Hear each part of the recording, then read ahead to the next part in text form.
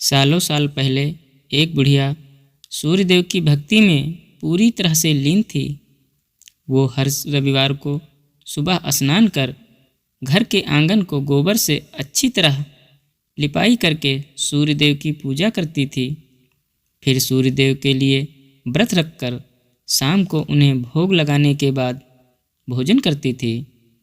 उस बुढ़िया की भक्ति भावना से देव काफ़ी प्रसन्न थे और भगवान की कृपा से उस बुढ़िया को किसी तरह की परेशानी नहीं होती थी। उस बुढ़िया की खुशी और संपन्नता को देखकर उसकी पड़ोसन को जलन होने लगी।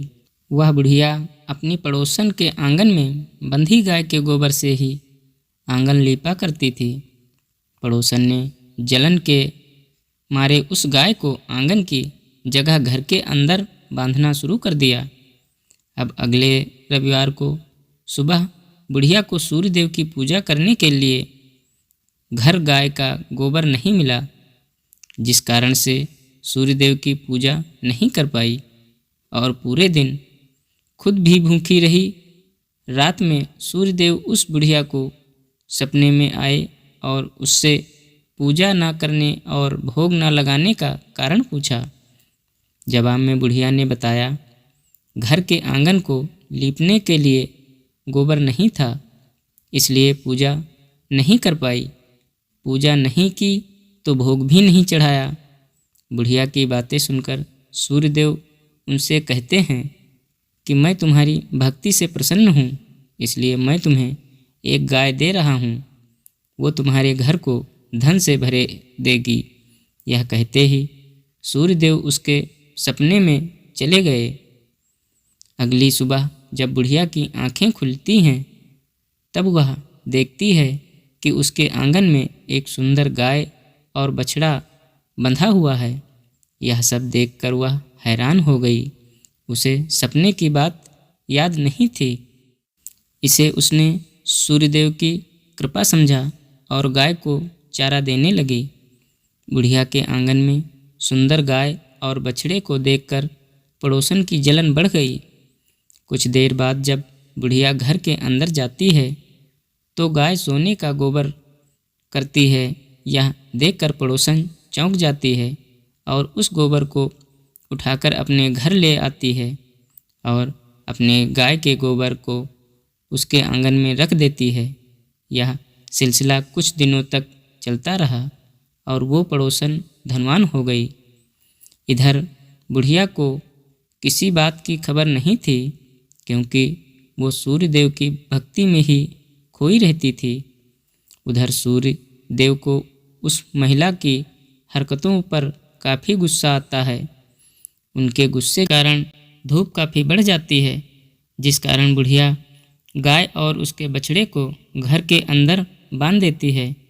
उसी रात आंधी चलने लगती है, इसलिए वह गाय और बछड़े को आंगन में नहीं निकालती। रात भर गाय घर के अंदर ही बंधी रही। सुबह जैसे ही बुढ़िया की नींद खुलती है तो वो सोने का गोबर देखकर हैरान हो जाती है। उस दिन के बाद से रोजाना वो गाय को घर के अंदर ही बांधने लगी। गाय को सोने के गोबर से बुढ़िया धनवान हो गई, जिसे देखकर पड़ोसन को और जलन होने लगी। पड़ोसन ने जलन के मारे सोने का गोबर देने वाली गाय के बारे में उस नगर के राजा को बता दिया। राजा को जैसे ही सोने का गोबर देने वाली गाय का पता चला तो उन्होंने तुरंत सैनिकों को भेजकर उसे महल लाने के लिए कहा। जब सैनिक बुढ़िया के घर पहुंचते हैं तब वह सूर्यदेव को भोग लगाकर खुद भोजन करने के लिए निवाला उठाने ही वाली थी कि तभी सैनिक गाय और बछड़े की रस्सी खोलकर उन्हें अपने साथ ले जाते हैं। बुढ़िया उनसे गाय और बछड़े को न ले जाने की प्रार्थना करती है, लेकिन राजा ने सैनिक बुढ़िया की एक नहीं सुनते। कुछ ही देर में सैनिक गाय को राजा के पास ले जाते हैं।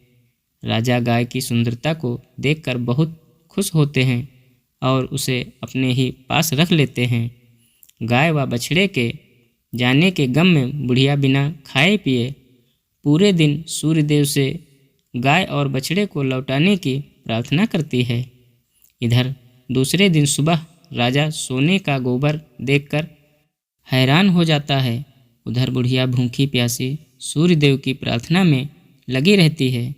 बुढ़िया की तकलीफ देखकर सूर्यदेव अगली रात राजा के सपने में आकर कहते हैं कि अगर तुमने इस गाय और उसके बछड़े को नहीं लौटाया तो तुम्हारे राज्य पर संकट आ जाएगा, तुम्हारी धन संपत्ति सब नष्ट हो जाएगी।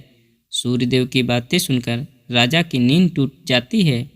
दूसरे दिन सुबह वो बुढ़िया को गाय और बछड़ा लौटा देते हैं, साथ ही उसे कुछ धन भी देते हैं और उसकी पड़ोसन को सजा देते हैं। सूर्यदेव की इस चमत्कारी गाय और बुढ़िया पर उनकी कृपा को देखकर राजा पूरे नगर को लोगों को हर रविवार सूर्यदेव की पूजा करके व्रत रखने के लिए कहते हैं। तभी से ही रविवार के व्रत का चलन शुरू हुआ और राजा के पूरे राज्य में खुशियां ही खुशियां छा गईं। दोस्तों, इस कहानी से हमें यह सीख मिलती है, दूसरे के प्रति द्वेष भाव रखने से खुद की ही हानि होती है। जीवन में जितना हो सके सामने वाले की मदद करनी चाहिए। धन्यवाद दोस्तों।